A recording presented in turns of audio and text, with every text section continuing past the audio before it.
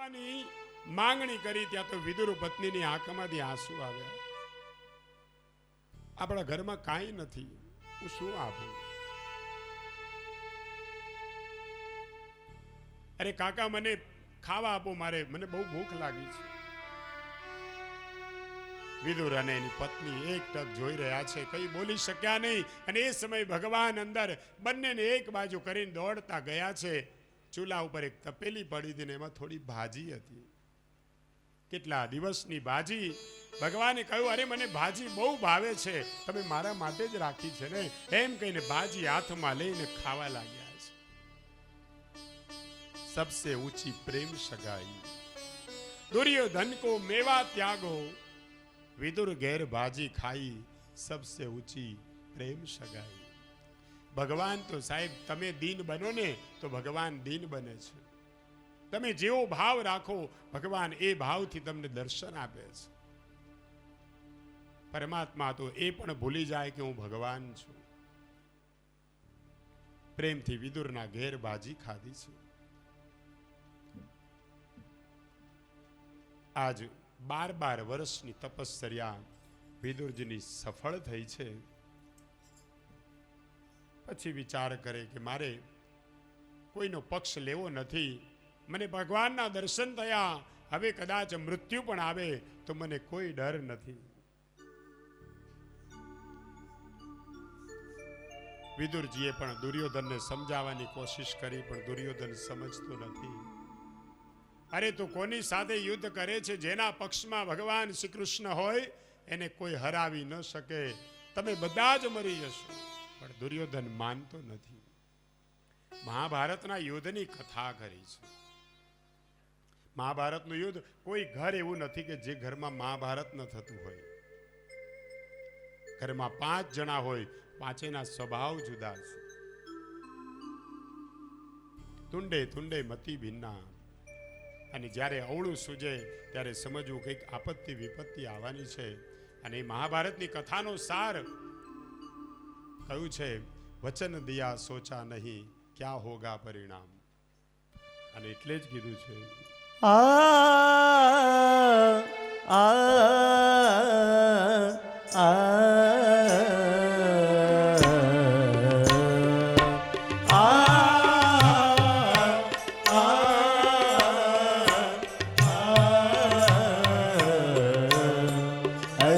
श्री महाभारत कथा, अथ श्री महाभारत कथा, अथ श्री महाभारत कथा, अथ श्री महाभारत कथा. महाभारत कथा,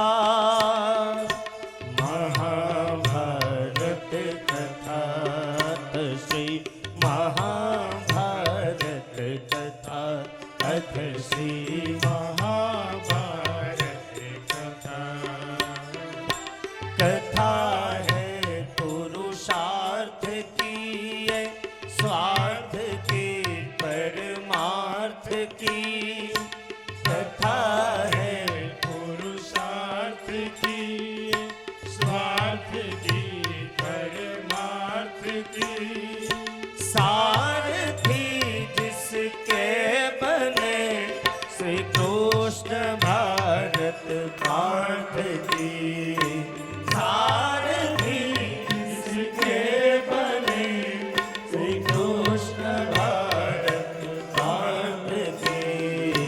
शब्द घोषित हुआ जब सत्य सार्थक से बदा. शब्द घोषित हुआ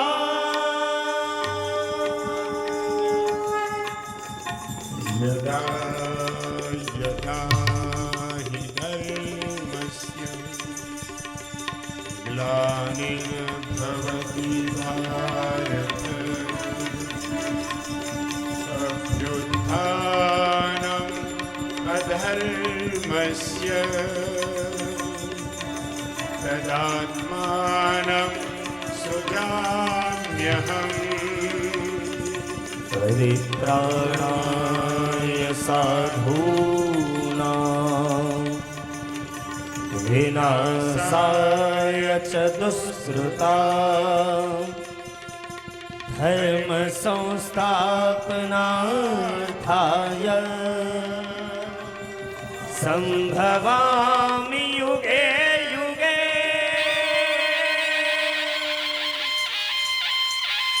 भारत की है कहानी सदियों से पुरानी, है ज्ञान की ये गंगा ऋषियों की अमरवाणी। ये देश भारती है वीरों की आरती है मिट गई पुरानी भारत की ये कहानी। महाभारत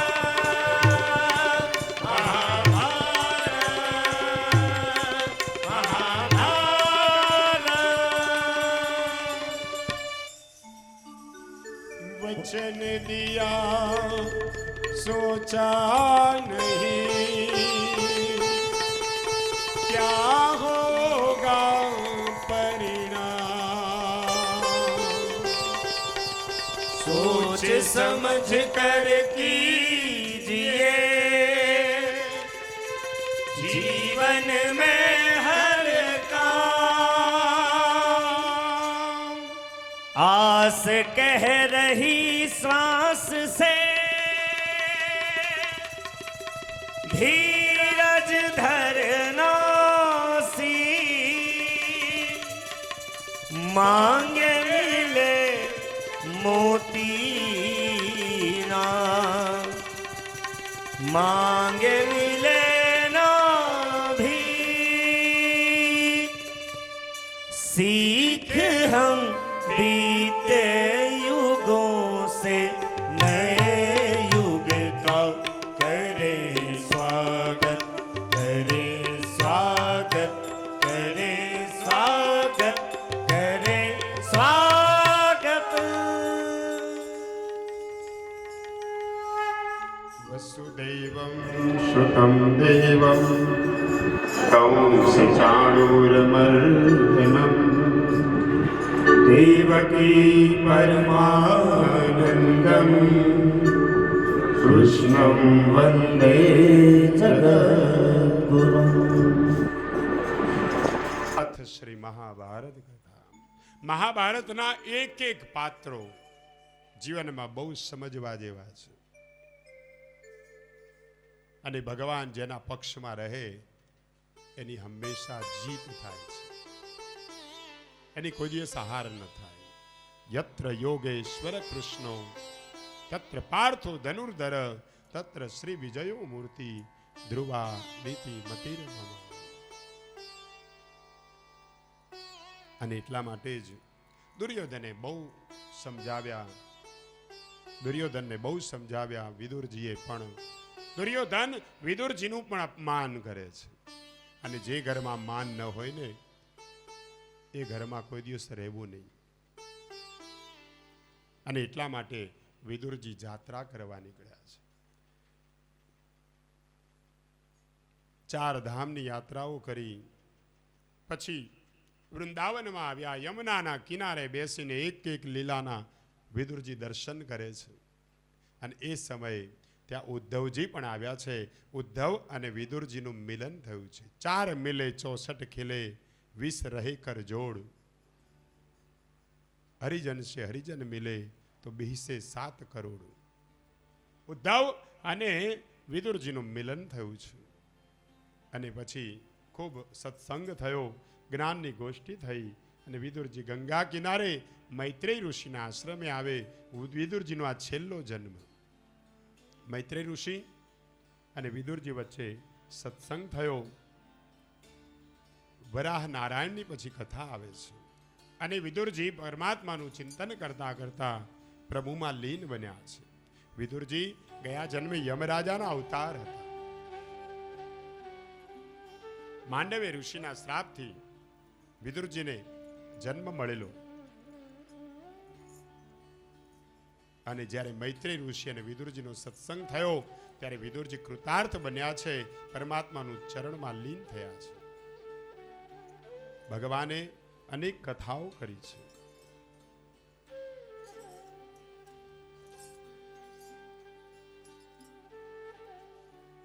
શુકદેવજી મહારાજ વર્ણન કરે છે, હે રાજન પરીક્ષિત, કોઈ પણ લીલા ભગવાને કોઈ મહત્વ વગર કરી જ નથી. દરેક લીલાનું એક મહત્વ છે. પરમાત્માની આ સૃષ્ટિ ઉત્પત્તિ પણ એક લીલા છે. સર્ગ લીલા, વિસર્ગ લીલા, ભગવાને અનેક લીલાઓ કરી છે.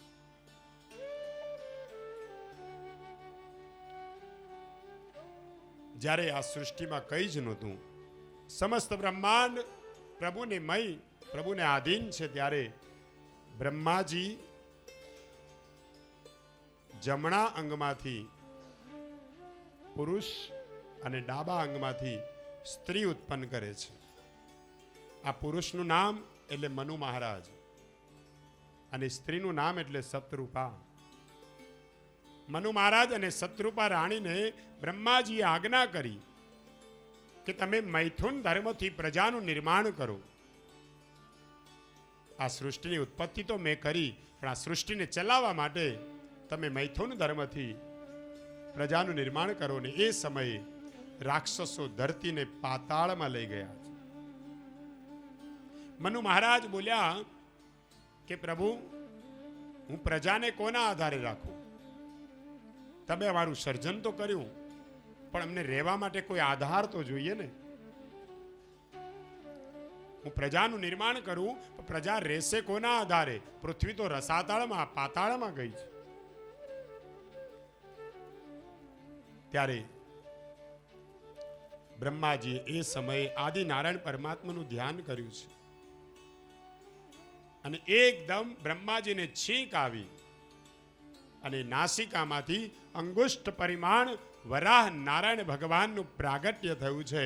અને ધીરે ધીરે વરાહે સ્વરૂપ વધાર્યું. બોલીએ શ્રી વરાહ નારાયણ ભગવાન કી. એકદમ ગર્જના કરી છે, વિશાળ સ્વરૂપ ધારણ કર્યું છે. વરાહ એટલે ડુક્કર જેવું, સુવર જેવું સ્વરૂપ. ભગવાન પણ પશુ બનીને આવ્યા છે. અને એકદમ સ્વરૂપને વધાર્યું. ધીરે ધીરે વરાહ નારાયણ ગર્જના કરવા લાગ્યા. વિશાળ સ્વરૂપ ધારણ કરીને સીધા રસાતળ પાતાળમાં ગયા છે. પૃથ્વીને બહાર કાઢે છે. અને જ્યારે પૃથ્વીને ધરતીને બહાર લઈને આવે છે, રસ્તામાં એને હિરણ્યાક્ષ મળે છે. હિરણ્યાક્ષ રાક્ષસ છે. હિરણ્યાક્ષ અને હિરણ્યકશિપુ આ બંને ભાઈઓ. હિરણ્યાક્ષ રાક્ષસ છે. પાતાળનું રાજ્ય તો મારું છે ને મારા રાજ્યમાંથી આ પૃથ્વીને તું કેવી રીતે લઈ જઈ શકે? એટલે વરાહ નારાયણનું અને હિરણ્યાક્ષનું ભીષણ યુદ્ધ થયું છે. અનેક વર્ષો સુધી આ યુદ્ધ ચાલ્યું છે. વરાહ એટલે સંતોષ અને હિરણ્યાક્ષ એટલે લોભ. લોભ જાગે ને એટલે એને સંતોષથી મારો. જ્યારે લોભ મનમાં જાગે, લોભ કરવાની ઈચ્છા થાય, ત્યારે સંતોષ રાખો. સંતોષથી લોભને મરાય. હિરણ્યાક્ષ અને વરાહ નારાયણનું અનેક વર્ષો સુધી યુદ્ધ ચાલ્યું છે. દેવતાઓએ પ્રાર્થના કરી કે હવે એનો ઉદ્ધાર કરો. જેમ પેલો ફૂલના દડાને રમાડે એવી રીતે હિરણ્યાક્ષને ખૂબ રમાડ્યો છે વરાહ નારાયણ. અને પછી વરાહ નારાયણે હિરણ્યાક્ષને સદગતિ આપી, હિરણ્યાક્ષનો ઉદ્ધાર કર્યો. પૃથ્વીની સ્થાપના આ જળ પર કરી છે. અને મનુ મહારાજને પૃથ્વીનું રાજ્ય આપ્યું. વરાહ નારાયણ વૈકુંઠ ભગવાનના ધામમાં ગયા છે. વરાહ નારાયણની કથા પણ ખૂબ સુંદર સુખદેવજી મહારાજ કરે છે. વરાહ એટલે સંતોષનો અવતાર છે. જેના જીવનમાં સંતોષ છે એ ક્યારેય દુઃખી થતો જ નથી. પણ લોભ, કામ, ક્રોધ આ બધા શત્રુઓ છે. મોક્ષ માર્ગના શત્રુ જ્યાં સુધી આ જીવનમાં છે ત્યાં સુધી મોક્ષ ન મળી શકે, પણ જેના જીવનમાં સંતોષ છે એને પરમાત્માની પ્રાપ્તિ થાય છે. મૈત્રેય ઋષિએ બહુ સંક્ષેપમાં વરાહ નારાયણની કથા વિદુરજીને સંભળાવી હતી. સનત કુમારો આ કથા નારદજીને સંભળાવે અને સુખદેવજી મહારાજ એ કથા પરીક્ષિત રાજાને 3 જગ્યાએ આ કથા થઈ છે. વિદુરજી જ્યારે કથા સાંભળીને એને સંતોષ ન થયો કે હજી મને વધારે સાંભળવાની ઈચ્છા છે. સોનકાદિક ઋષિઓ સુતજીને કહે છે કે આપણે બહુ સંક્ષેપ કર્યો છે, હજી આમાંથી મને વધારે સંભળાવો.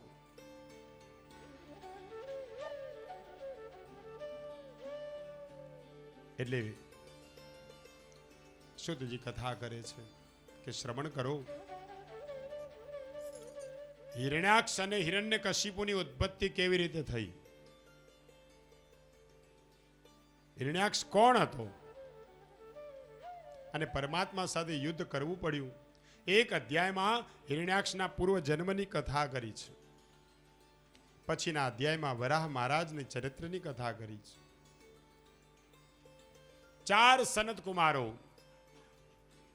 આ ધરતી ઉપર બધે જ ફર્યા, પણ ક્યાંય એને શાંતિ ન મળી. એને થયું કે આ પૃથ્વી પર, આ ધરતી પર દુઃખ સિવાય કંઈ નથી. અમારે તો પરમાત્માને મળવું છે અને પરમાત્માને મળવા માટે તો વૈકુંઠમાં જવું પડે. 4 સનત કુમારે વિચાર કર્યો કે અમે વૈકુંઠમાં જઈશું અને પરમાત્માને મળશું. 4 સનત કુમારો વૈકુંઠમાં આવ્યા છે. વૈકુંઠના 7 દરવાજા છે અને એક એક દરવાજો ઓળંગી દોડતા દોડતા અમે અમારા પરમ પિતાને મળવા જઈએ છીએ. આમ વિચારથી સનત કુમારો જ્યારે દોડતા દોડતા જાય છે, 6 દરવાજા ઓળંગી ગયા. 7મો દરવાજો આવ્યો, ત્યાં જય અને વિજય આ 2 પહેરો ભરે છે. જય અને વિજયને એવી આજ્ઞા હતી કોઈને અંદર આવવા ન દેવાય. આ સનત કુમારોને રોક્યા છે. એટલે સનત કુમારો કહે તમે કોણ છો, અમને કેમ રોકો છો? જય વિજય કહે અમે વિષ્ણુના પાર્ષદો છીએ, અમને હુકમ છે કે અમે કોઈને અંદર જવા દેતા નથી. એટલે સનત કુમારો ક્રોધ કરવા લાગ્યા. અમે અમારા પિતાને મળવા જઈએ છીએ, પિતાને મળવામાં અમને રોકનાર તું કોણ? અમે દ્વારકાનાથના નારાયણના બાળકો છીએ. પણ જય વિજય જવા દેતા નથી. એટલે સનત કુમારોને ક્રોધ ચડ્યો છે. ક્રોધમાં આવી અને જય વિજયને શ્રાપ આપી દીધો કે તમે તો બંને રાક્ષસ જેવું વર્તન કરો છો. જાઓ તમે 3 જન્મો સુધી રાક્ષસ થઈને અવતરશો. આ સનત કુમારનો શ્રાપ લાગ્યો જય વિજયને. અને જે સમયે શ્રાપ લાગ્યો ને એ જ સમયે કશ્યપ ઋષિ અને દિતિનો સંબંધ થયો. સાયંકાળનો સમય છે. કશ્યપ ઋષિ મહાન તપસ્વી છે. દિતિ કહે છે મને કામ બહુ ત્રાસ આપે છે, મારી ઈચ્છા પૂરી કરો. ત્યારે કશ્યપ ઋષિ સમજાવે છે કે અત્યારે સાયંકાળનો સમય છે અને આ સમય આ કાર્ય માટે યોગ્ય નથી. સાયંકાળનો સમય તો ભગવાન શિવનું આરાધન થાય, સંધ્યાકાળ ભગવાનની ભજન થાય, કીર્તન થાય, કામ ભોગ વિલાસ માટે નથી. પણ દિતિ માન્યા નહીં અને પછી કશ્યપ અને દિતિનો સંબંધ થયો. કશ્યપ ઋષિએ કહ્યું કે હે દિતિ તમે માનતા નથી, પણ જો આ સમયે કોઈ ગર્ભ રહેશે ને તો તમારા પેટથી રાક્ષસો ઉત્પન્ન થશે. અને એ સમયે જય વિજયને સનત કુમારોએ શ્રાપ આપ્યો કે તમે બંને 3 જન્મો સુધી રાક્ષસ થશો.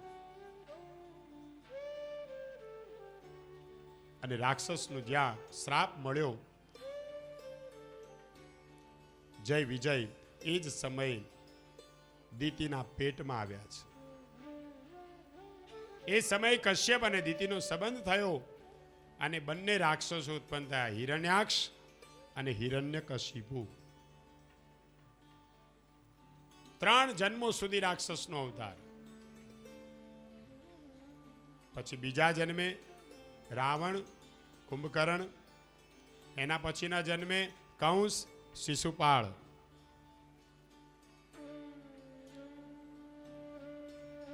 આ એ જ જય વિજયને 3 જન્મો સુધી રાક્ષસ થવાનો શ્રાપ મળ્યો છે. અને પ્રત્યેક જન્મે ભગવાન પાછા અવતાર લઈને આવ્યા છે. હિરણ્યાક્ષ અને વરાહ નારાયણે માર્યા, હિરણ્યકશિપુને નરસિંહ ભગવાન ઉદ્ધાર કરે. એવી રીતે રાવણ એને રામજીએ માર્યા છે. એવી જ રીતે કંસને ભગવાન શ્રી કૃષ્ણએ માર્યા છે. શિશુપાળનો પણ કૃષ્ણએ ઉદ્ધાર કર્યો છે. આ 3 જન્મોનું રાક્ષસ થવાનું શ્રાપ સનત કુમારોએ જય વિજયને આપ્યો. ભગવાને વિચાર કર્યો કે મને મળવા આવે છે મારા પાર્ષદો, પણ મને હજી અહીંયા ક્રોધ કરે છે. ક્રોધ કરનાર વૈકુંઠમાં ન આવી શકે, મારા સુધી એ પહોંચી ન શકે, એટલે અંદર ના આવે એ પહેલા ભગવાન પોતે દોડીને બહાર આવ્યા છે. સનત કુમારોને દર્શન આપ્યા છે. અને એ સમયે દિતિ અને કશ્યપનો સંબંધ થયો અને એમાંથી હિરણ્યાક્ષ અને હિરણ્યકશિપુ બંનેનો જન્મ થયો. હિરણ્યાક્ષના રાજ્યમાં પ્રજા ત્રાહિમામ થઈ ગઈ.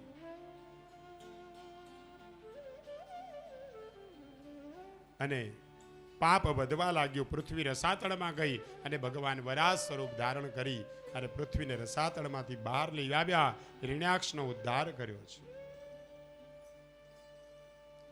ભગવાન એક લીલામાં અનેક લીલાઓ કરે છે. વરાહ નારાયણની કથા ખૂબ પ્રેમથી સુખદેવજી મહારાજ કરે છે. અને વરાહ નારાયણની કથા જે કોઈ સાંભળે છે એના ઘરમાં ભગવાન સુખ અને સંતોષ પ્રાપ્ત કરાવે છે. કોઈ જાતની આશા તૃષ્ણા રહેતી નથી. પરમાત્માની કૃપા પ્રસન્નતા પ્રાપ્ત થાય છે. પાપ નષ્ટ થાય છે. વરાહ નારાયણની કથા પછી તૃતીય સ્કંદમાં 2 પ્રકરણ આવે છે, પૂર્વ મીમાંસા અને ઉત્તર મીમાંસા. પૂર્વ મીમાંસામાં વરાહ નારાયણની કથા કરી અને હવે ઉત્તર મીમાંસામાં કપિલ મહામુનિની કથા છે. મનુ મહારાજને જ્યારે પૃથ્વીનું રાજ આપ્યું પછી મનુ મહારાજના ઘેર 2 દીકરાઓ થયા. એક ઉત્તાનપાદ અને એક પ્રિયવ્રત. 3 કન્યાઓ થઈ. આકૃતિ, દેવહૂતિ અને પ્રસૂતિ. આ 3 કન્યાઓ મનુ મહારાજની કન્યાઓ થઈ. 2 દીકરાઓ થયા, ઉત્તાનપાદ અને પ્રિયવ્રત. આકૃતિનું લગ્ન રુચિ સાથે થયું. પ્રસૂતિનું લગ્ન દક્ષ પ્રજાપતિ સાથે થયું. અને દેવહૂતિનું લગ્ન કરદમ ઋષિ સાથે થયું છે. સરસ્વતી નદીના કિનારે કરદમ ઋષિ આદિનારાયણ પરમાત્માનું સ્મરણ કરે. એમના ઘેર કપિલ દેવ પ્રગટ થયા છે. કરદમ ઋષિ પરમાત્માના ચતુર્ભુજ નારાયણના દર્શન કરે છે.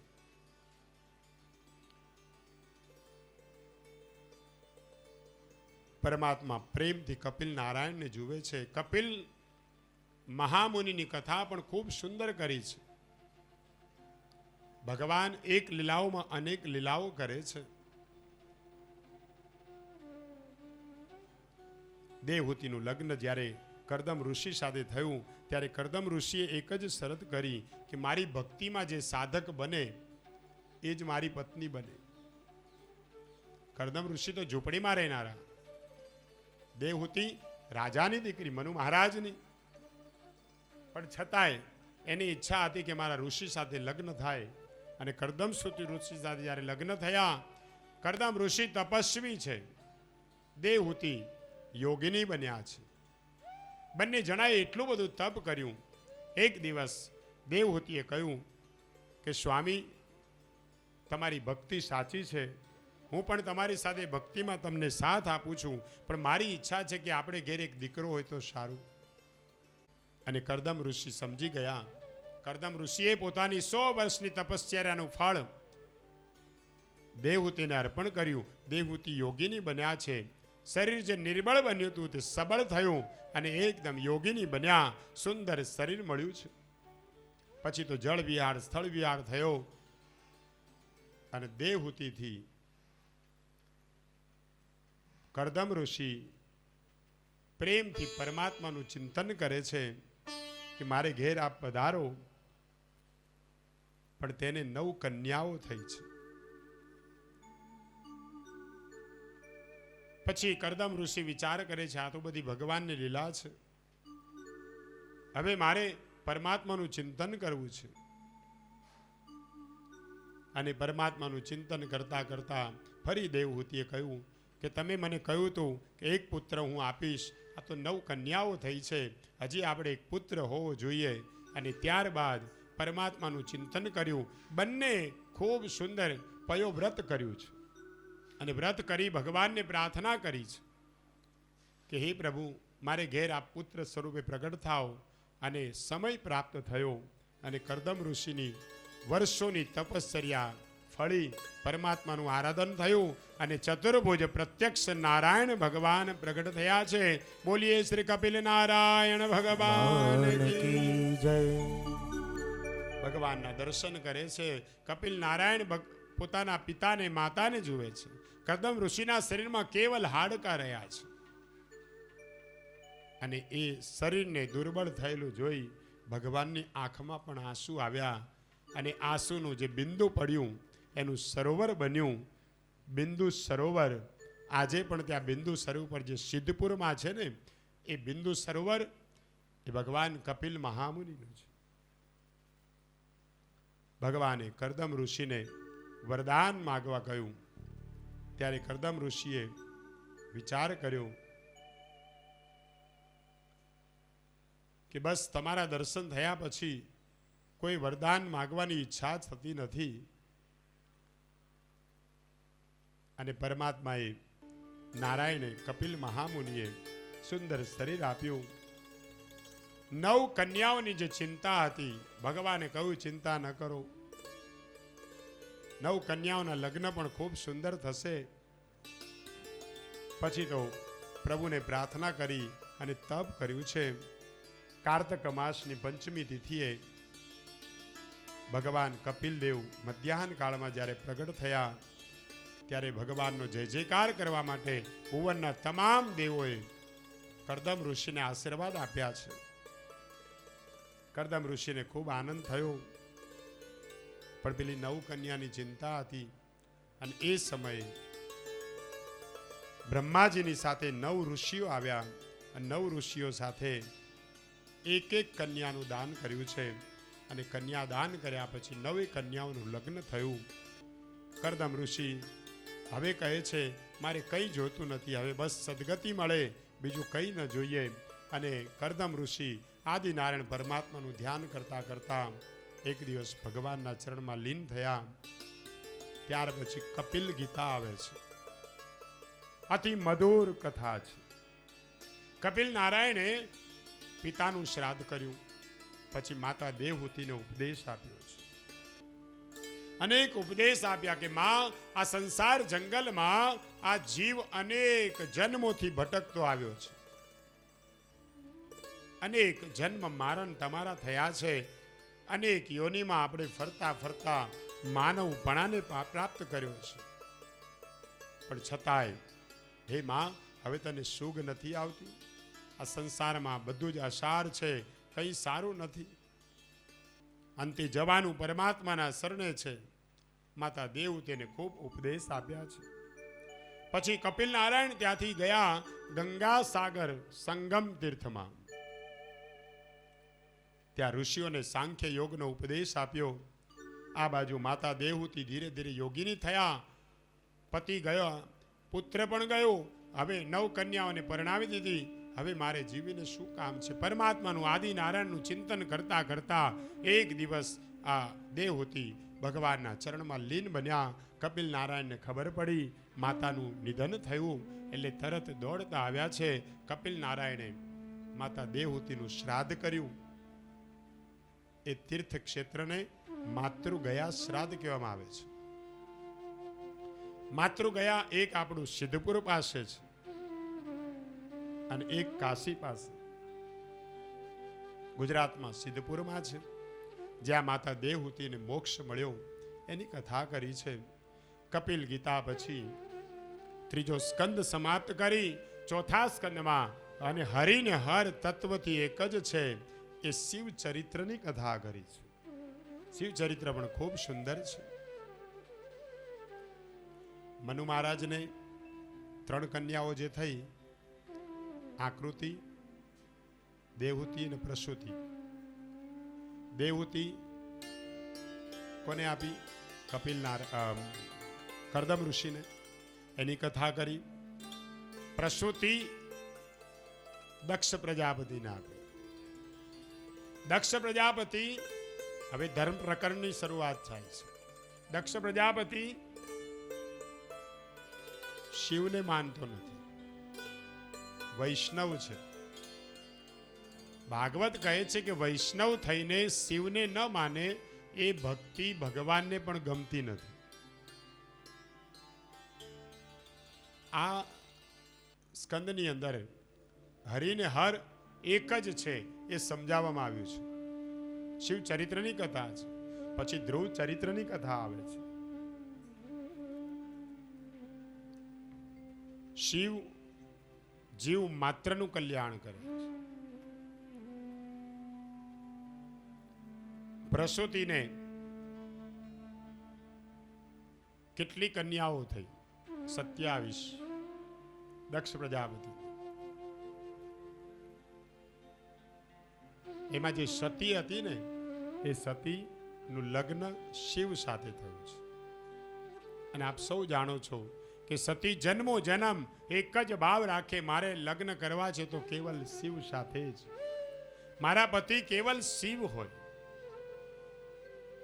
એ જન્મથી જ તપમાં ભક્તિમાં લીન રહે છે.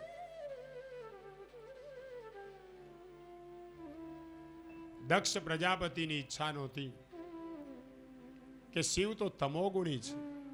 શિવને તમોગુણી સમજે છે. શિવ તમોગુણી નથી હો. શિવ તો નિરંજન, નિર્ગુણ, નિર્વિકાર, નિરાકાર સ્વરૂપ છે. એ તો નિર્ગુણ સ્વરૂપ છે. એને ગુણો અસર ન કરી શકે. પણ તત્વથી વિચાર કરીએ તો હરિને હર તત્વથી તો એક જ છે.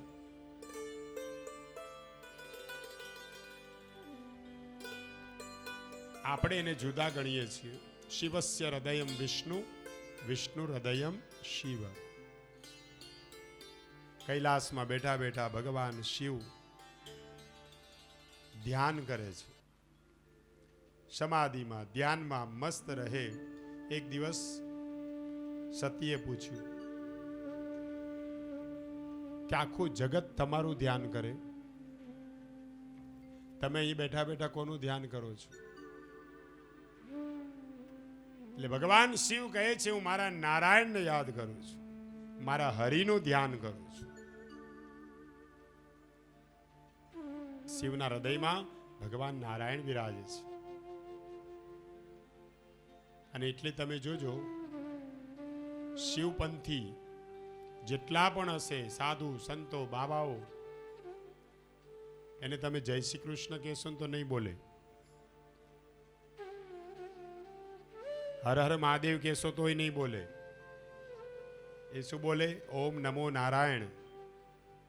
એ નારાયણનું ચિંતન કરે છે. શિવના ભક્તો છે પણ બોલે છે નારાયણ. કારણ કે અમારા શિવના હૃદયમાં નારાયણ બિરાજમાન છે. મારા ભગવાન, મારા ઈષ્ટદેવ, મારા માલિક જેનું સ્મરણ કરતા હોય એ કોઈ સાધારણ ન હોય. અને એટલે એ નમો નારાયણ બોલે. અને ભગવાન વિષ્ણુ નારાયણ શેષ સૈયામાં બિરાજમાન થઈ અને શેષ સૈયામાં ધ્યાનમાં મગ્ન રહે ત્યારે લક્ષ્મીજીએ પૂછ્યું કે હે નારાયણ, કોટી બ્રહ્માંડના તમે નાયક છો, આખું જગત તમારા નામનો જપ કરે, તમે અહીં બેઠા બેઠા કોનું ધ્યાન કરો છો? એટલે નારાયણ કહે છે હું મારા હરને યાદ કરું છું, શિવને યાદ કરું. શિવસ્ય હૃદયમ વિષ્ણુ અને વિષ્ણુ હૃદયમ શિવ. હરિ ને હર તત્વથી તો એક જ છે, સ્વરૂપ ભિન્ન છે, કાર્યભાર ત્રણેય અલગ સોંપ્યો છે. બ્રહ્માજી તો કે સૃષ્ટિની ઉત્પત્તિ કરે, વિષ્ણુ ભગવાન તો સૃષ્ટિનું સંચાલન પાલન પોષણ કરે, અને શિવ જેનો જન્મ છે એનું મૃત્યુ નિશ્ચિત છે, એને મુક્તિ આપે છે. ઉત્પત્તિ, સ્થિતિ અને લય, જન્મ, લગ્ન અને મૃત્યુ આ નિશ્ચિત છે. જન્મ છે એનું મૃત્યુ નિશ્ચિત છે. એક જનરેટ કરે છે, એક ઓપરેટ કરે છે અને એક ડિસ્ટ્રોય કરે છે. બ્રહ્માજી જનરેટર, આખી સૃષ્ટિની ઉત્પત્તિ કરી. ભગવાન વિષ્ણુ ઓપરેટર છે, સંસારને ચલાવે છે, જગતનું પાલન પોષણ. અને શિવજી ડિસ્ટ્રોયર, જેનો જન્મ છે એનું મૃત્યુ નિશ્ચિત, સ્થિતિ એનું લય, ઉત્પત્તિ, સ્થિતિ અને લય આ ત્રણ હંમેશા મનાયેલા છે. પેલા અંગ્રેજોને બ્રહ્મા વિષ્ણુ બોલતા નથી આવડતું, એટલે જનરેટરનો જી, ઓપરેટરનો ઓ અને ડિસ્ટ્રોયરનો ડી. GOD means God. ઈશ્વર કોઈના જુદા નથી. આગળ સ્કંદમાં આવે છે કે વામન અવતારમાં ભગવાને બલિરાજા પાસે 3 ડગલા પૃથ્વી માંગી. એક જ ડગલામાં આખું બ્રહ્માંડ આવી ગયું, તો પછી એમાં અમેરિકા આવે કે નહીં? આખી પૃથ્વી, આ પૃથ્વીમાં જ છે ને બધા 9 ખંડો. ઓસ્ટ્રેલિયા ખંડ ગણો, અમેરિકા ખંડ ગણો, એશિયા ખંડ. તો આ બધા ખંડ છે ને એના ઉપર ભગવાનનું ચરણ પડ્યું છે. તો એવું નથી કે ભગવાન અમેરિકામાં ન હોય, બધે જ છે. નહીંતર તો સૃષ્ટિનું સર્જન માનવ રહી ન શકે. પરમાત્મા બધે જ છે, પણ ધર્મ દરેકના જુદા છે. ધર્મના ફાટા પડ્યા. ભારત દેશ એ ઋષિ મુનિઓનો દેશ, અને એટલા માટે એને તપોભૂમિ, યોગ ભૂમિ કીધી છે. કોઈ ઋષિ એવા નથી જેણે નર્મદાના કિનારે બેસીને તપ ન કર્યું હોય. આપણે પણ ભાગ્યશાળી છે કે નર્મદાના કિનારે બેસી અને શ્રીમદ ભાગવત કથા શ્રવણ કરી રહ્યા છીએ. એમાં અહીંયા શિવ ચરિત્રની કથા આવે છે. કહેવાનું તાત્પર્ય એ છે કે ભગવાન હરિને હર તત્વથી એક જ છે, પણ દક્ષ શિવને માનતો નથી. દક્ષે એકવાર વિષ્ણુ યજ્ઞ કરાવ્યો. વિષ્ણુ યાગ તૈયારીઓ થવા લાગી. ઋષિ મુનિઓને બોલાવ્યા, સંતો મહંતોને તેડાવ્યા, અનેક રાજાઓને બોલાવ્યા, અનેક દેવતાઓનું આગમન થયું. બ્રહ્માદિક દેવતાઓને પણ બોલાવ્યા, પણ શિવને બોલાવ્યા નહીં. વિચાર કરો, શિવ એનો જમાઈ જ છે, છતાંય જમાઈ પ્રત્યે એને રાગ દ્વેષ છે. શિવને બોલાવ્યા નહીં. શિવ તો સમાધિમાં લીન છે, કૈલાસમાં બેઠા બેઠા આદિનારાયણ પરમાત્માનું ચિંતન કરે, સતી સેવામાં છે. ને એ સમયે અનેક દેવતાઓ વિમાનો લઈને ઉપડ્યા છે. સતીએ જોયું કે આ બધા ક્યાં જાય છે. એકને ઉભા રાખીને પૂછ્યું કે આ બધા તમે ક્યાં ચાલ્યા? દેવતાઓ કેવા લાગે, તમને ખબર નથી કે ના? અરે તમારા પિતાજી મોટો યજ્ઞ કરે છે, વિષ્ણુ યાગ આદર્યો છે, અનેક દેવતાઓને આમંત્રણ છે, તમને ખબર નથી? આમ કહીને દેવતાઓ જતા રહ્યા, પણ સતીથી રહેવાયું નહીં. મારા પિતાને ત્યાં આટલો મોટો ઉત્સવ અને મને આમંત્રણ નહીં. શિવજીને સમાધિમાંથી જગાડ્યા. સ્વામી, ચાલો આપણે જવાનું છે. શિવજી કહે ક્યાં? અરે તમને ખબર નથી, મારા પિતાજી બહુ મોટો યજ્ઞ કરે છે. શિવજી કહ્યું આપણને આમંત્રણ છે? તો કે ના, આમંત્રણ નથી. તો પછી દેવી આમંત્રણ વગર ન જવાય. સમાન તો બધાને વાલું હોય. આપણને આમંત્રણ નથી તો આપણાથી ન જવાય. સતી કહેવા લાગ્યા, અરે બાપને ઘેર દીકરીને આમંત્રણ ન હોય. કોઈ પણ દીકરી બાપને ઘેર તો વગર આમંત્રણે પહોંચી જાય. શિવજી ના પાડે છે, પણ સતી માનતા નથી. સતી તમે પણ ન જશો, અનર્થ થશે. સતી કહે નહીં, મારા પિતાજીને ઘેર યજ્ઞ છે, તમે પણ ચાલો. શિવ ના પાડે છે, પણ સતી માનતા નથી. તમે નહીં આવો તો હું તો જઈશ. શિવજીએ બહુ સમજાવ્યા, પણ સતીની હઠ.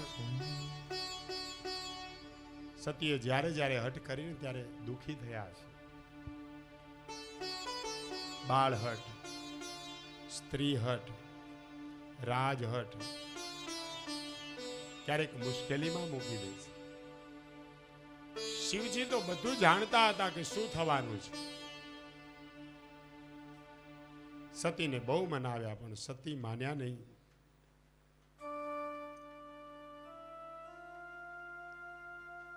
શિવ મહાપુરાણમાં એક પ્રસંગ છે કે રામ, લક્ષ્મણ અને સીતાજી જ્યારે વનમાં ગયા, રાવણ કપટથી સીતાજીને ઉપાડી ગયો. પછી રામ અને લક્ષ્મણ સીતાના વિયોગમાં દુઃખી થયા છે અને એને શોધવા માટે નીકળે છે. આ કથા શિવજીએ સતીને સંભળાવી. શિવજી સતીને રામચરિત માનસની કથા સંભળાવે છે અને કહ્યું કે રામ બહુ દુઃખી થયા છે સીતા વગર, પણ મારા રામ ભગવાન છે, નારાયણ સમાન એ રામ મર્યાદા પુરુષોત્તમ છે.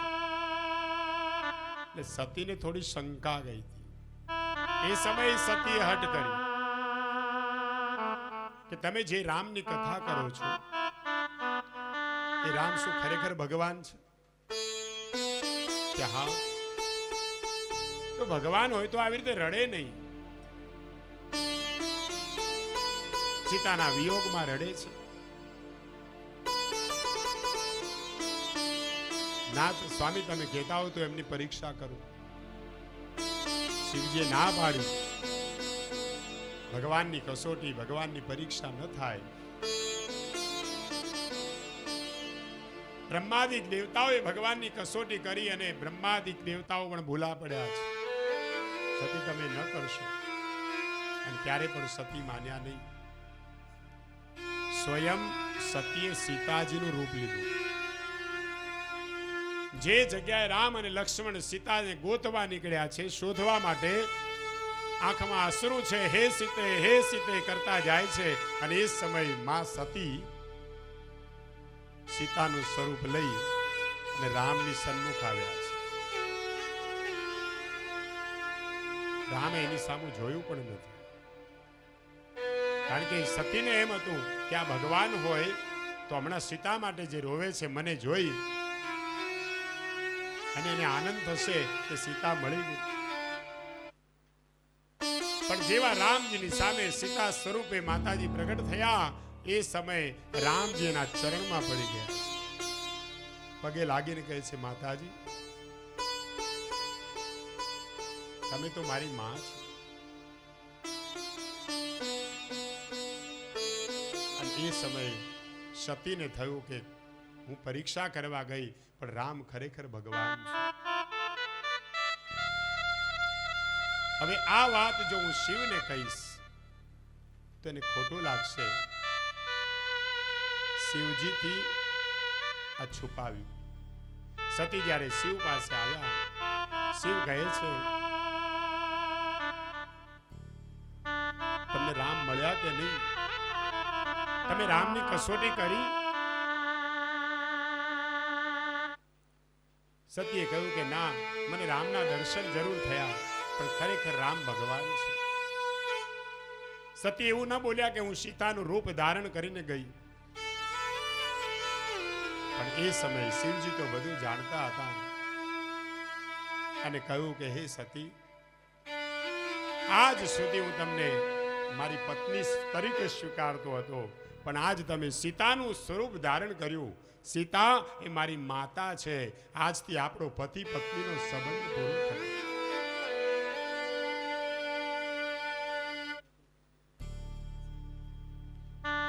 સ્ત્રી હઠ. આજે જ્યારે સતીએ વિચાર કર્યો મને પત્ની તરીકે હવે સ્વીકારશે જ નહીં તો હું ક્યાં જઈશ? અને એવામાં આ દક્ષે યજ્ઞ શરૂઆત કરી અને હઠ લીધી, હું મારા પિતાને ત્યાં જઈશ. પણ ખરેખર સતી તો એટલે જ ગયા હતા. બહુ ગુડાર્થથી ભરેલી કથાઓ છે. અને એ સમયે ભગવાને ના પાડી, આ બીજી વાર હઠ કરી, પણ સતી માન્યા નહીં. અને સતી સીધા દક્ષ પ્રજાપતિના ઘરે, પોતાના પિતાના ઘરે આવીને જુએ યજ્ઞનો આરંભ થયો છે. અનેક દેવતાઓ, અનેક ગ્રહો, અનેક ઋષિઓ, અનેક સંતો, અનેક રાજાઓ આવ્યા છે. ચારે તરફ બધાના આસન છે, પણ પોતાના પતિનું ક્યાંય આસન ન જોયું. સતીને દુઃખ થયું. પિતાને મળવું નથી. હવે મારા પિતાના ઘરે મારું જ માન નથી. અરે મારું ભલે ન હોય, પણ મારા સ્વામીનું ક્યાંય સ્થાન નથી. એ મને કહેતા હતા કે ન જઈશ. હવે હું શું મોઢું લઈને એની પાસે જઉં? અને એ સમયે સતીને ક્રોધ આવ્યો છે. અને ક્રોધ જ્યારે અંદરથી ઉત્પન્ન થાય ને એટલે માણસ સળગવા લાગે. અને એ સમયે ક્રોધાગ્નિ એની જ્વાળાઓ ફૂટી છે. એકદમ અગ્નિ પ્રગટ થયો. સતીથી રહેવાયું નહીં અને દોડતા ગયા, સીધા યજ્ઞ કુંડમાં પ્રવેશ કર્યો છે. કાયા બળ બળ બળ બળ બળવા લાગી છે. અને એ સમયે કૈલાસમાં બેઠેલા ભગવાન શિવજીની એકદમ આંખ ઉઘડી ગઈ. ક્રોધાયમાન થયા, એકદમ ઊભા થયા, જટા ખોલી અને જટામાંથી ભૈરવ ગઢ ઉત્પન્ન થયો. ભૈરવને કહ્યું કે જા. ભૈરવ દોડતો દોડતો આવ્યો છે અને દક્ષના મસ્તકને ધરથી અલગ કરી. દરેક યજ્ઞમાં શ્રીફળનો હોમ થાય અને અહીંયા દક્ષના મસ્તકની જ આહુતિ થઈ. સતીનો દેહ બળબડ બળબડ બળવા લાગ્યો છે. ભગવાન શિવ ત્યારે દોડતા, શિવથી રહેવાયું નહીં. સતીના દેહને અગ્નિકુંડમાંથી બહાર કાઢ્યો, ખભે લીધો અને તાંડવ નૃત્ય શરૂ થયું. એક પહાડથી બીજા પહાડ, બીજા પહાડથી ત્રીજા પહાડ. અનર્થ થયો. દેવતાઓ નાશ ભાગ કરવા લાગ્યા. હવે અનર્થ થશે, પ્રભુ શાંત થાઓ, શાંત થાઓ. પણ ભગવાન શિવજી માનતા નથી. અગ્નિકુંડમાં બળબડતો દેહ ખભા ઉપર અને ભગવાન શિવજી તાંડવ નૃત્ય શરૂ કર્યું. તક ધન્ના આધન્ના આધન્ના દદ ચટક દિગન તાતક ધન્ના આધન્ના આધન્ના દદ ચટક દિગન તાતક ધન્ના આધન્ના આધન્ના દદ ચટક દિગન તાતક ધન્ના આધન્ના મહાદેવ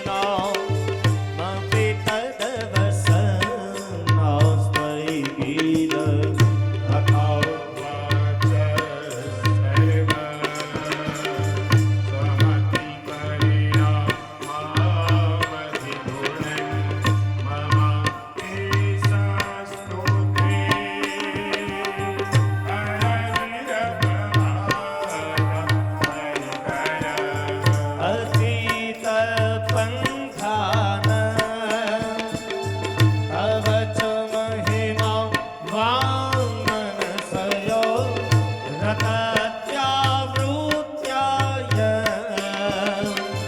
જગતમ વિધર્તે સ્તુતિરપી સર્વસ્યાસ્તો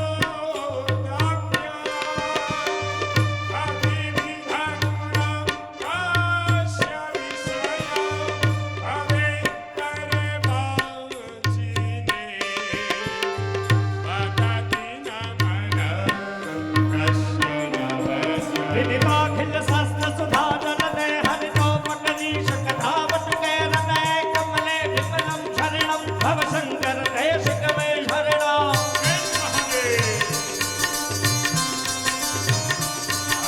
હરે ગણ ભૂત ભયંકર ભૂતરનાક અગંગર તે નખતે અબ કે ગણ અંબર બાધાય મંગર ગાદત ગંજર પાહગતે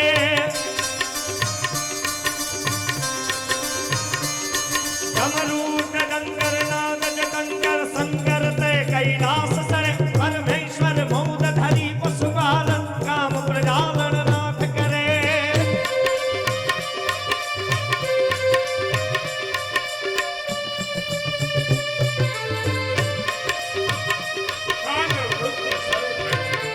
એક પહાડથી બીજા પહાડ, બીજા પહાડથી ત્રીજા પહાડ, અને નાચવા લાગ્યા ભગવાન શિવ.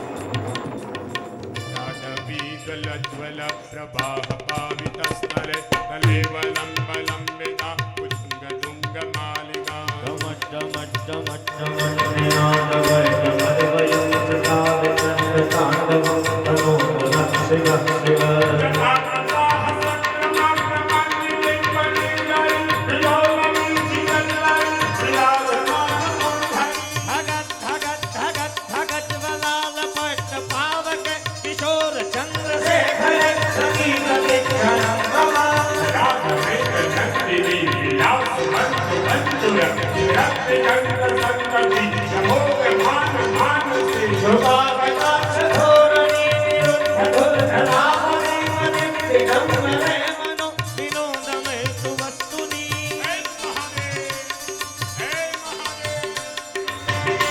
ભગવાન શિવ ક્રોધ શાંત થતો નથી. બધા જ દેવતાઓ ગભરાયા. ભગવાન નારાયણના શરણે ગયા કે હે મહાવિષ્ણુ, હે નારાયણ, હવે તમે જ આનો ઉદ્ધાર કરો. ભગવાન શિવ જો શાંત નહીં થાય તો અનર્થ થશે. અને ભગવાન નારાયણ દોડતા આવ્યા છે. સુદર્શન ચક્ર હાથમાં લીધું. સતીનો તેજ અગ્નિમાં ભળ ભળ ભળ ભળતો હતો. એક ટુકડા કર્યા છે, 52 ટુકડા કર્યા. અને એક ટુકડો એક પહાડ ઉપર પડ્યો. અને જ્યાં જ્યાં માતાજીના અંગો પડ્યા ત્યાં માતાજીની 52 શક્તિ પીઠો બની છે. ભગવાન શિવ શાંત થયા છે અને ભગવાનના શરણે સૌ દેવો પધાર્યા છે. પ્રભુ શાંત થાઓ, શાંત થાઓ. ભગવાનને પાછા દક્ષ પ્રજાપતિ પાસે લાવવામાં આવ્યા. નારાયણ પ્રાર્થના કરે છે કે હે શિવ, હું ને તમે એક જ છીએ. ભગવાન શિવને ન બોલાવ્યા એનો એને ક્રોધ નહોતો.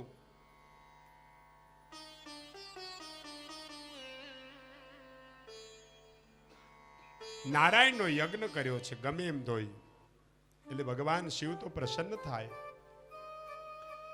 ભૃગુ ઋષિ વગેરે આવીને કહેવા લાગ્યા કે પ્રભુ ગમે એમ તોય એને નારાયણનો યજ્ઞ કર્યો છે, અને યજ્ઞ કરનાર યજમાનનું જો હિત ન થાય તો કોઈ યજ્ઞ નહીં કરે. ભગવાન નારાયણનો સેવક છે, તમે એને સજીવન કરો, એના ઉપર દયા કરો. મસ્તક તો અગ્નિમાં હોમાઈ ગયું, અને એટલા માટે ભગવાન શિવે આજ્ઞા કરી રસ્તામાં જે મળે એનું મસ્તક ઉતારીને લઈ આવો. અને એક બોકડો મળ્યો, અને બોકડાનું મસ્તક કાપી અને દક્ષના મસ્તક ધડ ઉપર લગાવવામાં આવ્યું અને એને સજીવન કર્યો. અને દક્ષ ભગવાન શિવજીની સ્તુતિ કરવા લાગ્યા. દક્ષે પરમાત્માના ચરણમાં વંદન કરી નમઃ પાર્વતી પદે હર હર હર મહાદેવ હર